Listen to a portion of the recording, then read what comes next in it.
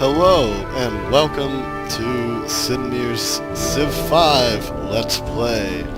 My name is Disturbed Kraka, and I'm just going to be playing a single player game starting in the early prehistoric age.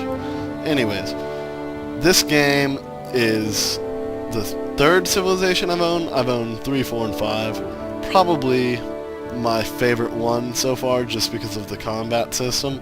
Few little gripes about it, but overall it's a really fun game. If you don't know what Civilization is, I'd highly recommend you start the series. I mean, it's just fantastic games. The whole premise is you start out with a single civilization and in the beginning of time, 4000 BC, and you build it through the medieval, Renaissance, industrial, and then finally into the modern and futuristic ages, all while expanding your empire, making new cities, dealing with other nations, conquering nations, reaching new tech. It's turn-based. It's extremely fun, extremely well done. So without further ado, I'm going to get started. Alright, so I'm going to go to set up a game, and you have a list of some of the most influential civilizations in history. Starting with, you have America, most present today, Germany under Bismarck, France under Napoleon, Elizabethan England, all of them. And each one is geared for a certain style of gameplay. Some are more economic, some are more militaristic, some are production, some are scientific, whatever. You get the picture. Anyways, so for this one, I think I'm going to pick a more balanced character to play with. Someone would be like... Actually, I've never been Japan before. I'm going to try Japan out. Their special ability, as you can see, units fight as though they were at full strength even when damaged. So that basically means you can have a unit with 2 life left and a full unit and another enemy unit. You're still going to be doing as much damage to them as if you were at full health, which is invaluable. Special unit Samurai, which I believe replaces the medieval infantry. Could be mistaken. And of course, once you get into the modern age, the Zero Fighters, which will kill almost pretty much every bomber they come across, or every fighter, as long as they're at full health. Alright, so we're going to start with Japan. I'm going to set my difficulty level to the normal difficulty, Prince. I've played King before, but Emperor and up, it just seems more frustrating than enjoyable because the AI, they'll be at their knees, and out of nowhere, they'll get special boosts, like they'll create, 4 units in all their cities simultaneously and push you back, even though you've been dominating them. Anyways, alright, so I'm going to set the map size as huge, but 12 players is 24 city-states. Now the city-states are individual cities that they're more or less just simple AI. They don't really do much. You have a simple reputation bar with them, but the civilizations are the actual civilizations, you could say. They actually change and react to you based on how you treat them and how your actions you take, how far ahead you are. Alright, so generally on a huge map I like to have more than 12. So let's do 18. Yeah, that'll work. So, some of the weaker ones will get wiped out anyways from the war ones, so we'll give plenty of time. Alright, map type. There's several different ones, but my favorite is the continents. Basically, you'll generally have 2 or 3 major land masses in the game,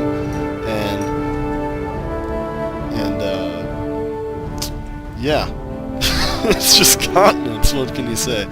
It actually is pretty cool though, because you can't really access the other continents until you get into the industrial era. Just kind of like discovering a new world, so about halfway through the game, it kind of gets refreshed, seeing an entire new civilization that you didn't or entire new civilizations that you hadn't seen before, hadn't interacted with yet. So, advanced game options, max turns, alright, you want to do policy saving, I'll explain that later. Promotion saving, yes, you want that. Complete kills, no city raising, quick combat, alright. So, I think I'm ready to get started. Okay, so here we are. Begin your journey. Alright, so when the game starts out, you start with a settler and one worker. Settlers are the ones that will build your cities. They're pretty much essential in forming your empire. Alright, so I look around me. I'm starting on a river. That's good. You always want... Your ideal is river, like river capitals, because that'll get them growing really fast. I'm also on a bunch of hills, meaning I'll get lots of production tiles, so I'll be able to get an early head start above other people. So this looks like a really good spot to start out. Mountains to the back. It gives good defensive bonuses if I'm ever attacked, but that might limit its expansion.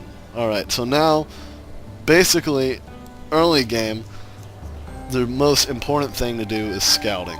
So I'm going to make a scout so he can go out and find new resources to use, and especially the...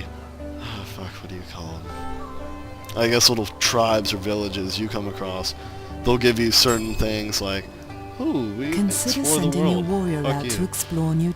Okay.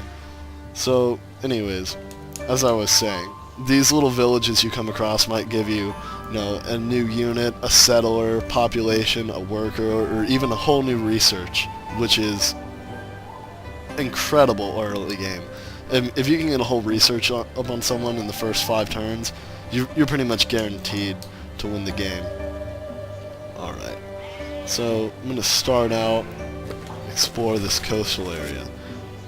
Alright, so we'll let him do that. Alright. Now, the main point of the game is you start out with technology, and every so turns you use science points generated from cities and people to fund your science. And as you can see, as you go through I can't even talk. As you go through time, you get more and more and more advanced things, all the way up to atomic theory, satellites, but it's really gradual in how it does it, and it's part of what makes Civilization awesome. Alright, so I'm going to start out with mining, which lets you construct mines and chop down forests, which is invaluable for this city right here, because if I can put a mine on all these, that'll increase production on all of them, meaning I can create units faster. Alright. So at the end of each turn, when you're done, you just hit next turn, and it'll basically cycle through all the AI's turns real quick. If you've played any of the Total War games, it's kind of like that, except on an even bigger scale. Alright, so we're just going to keep going. Up, there's the coast. It's really good to know where the coast is, because that way you can kind of position the expansion of your empire. You don't want to expand your empire all the way forward in one direction only to realize that you've only populated a bunch of worthless area.